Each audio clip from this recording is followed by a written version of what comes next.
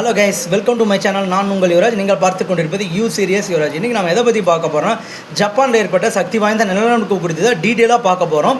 Tsunami எச்சரிக்கை கொடுத்துருக்காங்க. கிட்டத்தட்ட புல்லட் ரயில் சேவை பாதிக்க அடைஞ்சிட்டதா சொல்லியிருக்காங்க. இதை பற்றி நம்ம சேனலில் கொஞ்சம் டீட்டெயிலாக இப்போ பார்க்க போகிறோம். கடலோர பகுதிகளில் மற்றும் ஆற்றங்கரையோர பகுதிகளில் வசிக்கும் மக்கள் பாதுகாப்பான இடங்களுக்கு செல்லும்படி எச்சரிக்கை விடுக்கப்பட்டுள்ளது. அடுத்த டீட்டெயிலாக பார்ப்போம் இந்த நியூஸை பற்றி.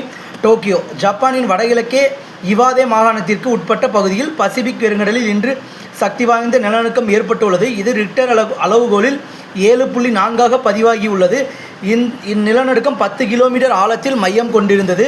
இதனை ஜப்பான் வானிலை ஆய்வு மையம் தெரிவித்துள்ளது. இதனைத் தொடர்ந்து சுனாமி எச்சரிக்கையும் கடலில் 10 அடி உயரத்திற்கு 3 மீட்டர் உயரம் அலைகள் எனும் என்றும் எச்சரிக்கப்பட்டுள்ளது. இவாதே மாகாணத்தின் ஹொக்கைடோ நகரின் பல பகுதிகளில் சுனாமி தாக்கம் இருக்கும் என தகவல் தெரிவிக்கின்றது.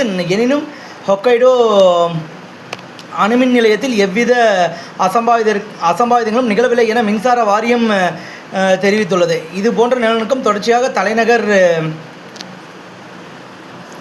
கடலோர பகுதிக்கு உடனடியாக சுனாமி அலைகள் வந்தடையும் என்றும் ஆய்வு மையம் எச்சரித்துள்ளது. அதனால் கடலோர பகுதிகளில் மற்றும் ஆற்றங்கரையோர பகுதிகளில் வசிக்கும் மக்களை பாதுகாப்பான இடங்களுக்கு செல்லும்படி எச்சரிக்கை விடுக்கப்பட்டுள்ளது. சுனாமி அலையின் பாதிப்புகள் தொடர்ச்சியாக இருக்கக்கூடும் என்றும் எச்சரிக்கை வாபஸ் பெறப்படும் வரை பாதுகாப்பான பகுதிகளை விட்டு வெளியே வர வேண்டாம் என்று மக்களுக்கு அறிவுறுத்தப்பட்டுள்ளது. ஓகே கேஸ், பார்த்தீங்கன்னா ஜப்பான் மக்களாக இப்போ மிகுந்த அவஸ்தையில் இருக்காங்க. ஏன்னா கிட்டத்தட்ட 7.4 அளவில் ஒரு நிமிஷம் எவ்வளோன்றது சொல்கிறேன், டீட்டெயிலாக சொல்கிறேன் பாருங்கள். கிட்டத்தட்ட 7.4 அளவில் பதிவாகி உள்ள காரணத்தினால் பாதுகாப்பான இடங்களுக்கு போக சொல்லி மக்களுக்கு எச்சரிக்கை கொடுத்துருக்காங்க. மக்கள் பத்திரமா இந்த அதிர்ச்சியிலிருந்து மீண்டு வரணுன்றதை வேண்டிக்கிறேன்.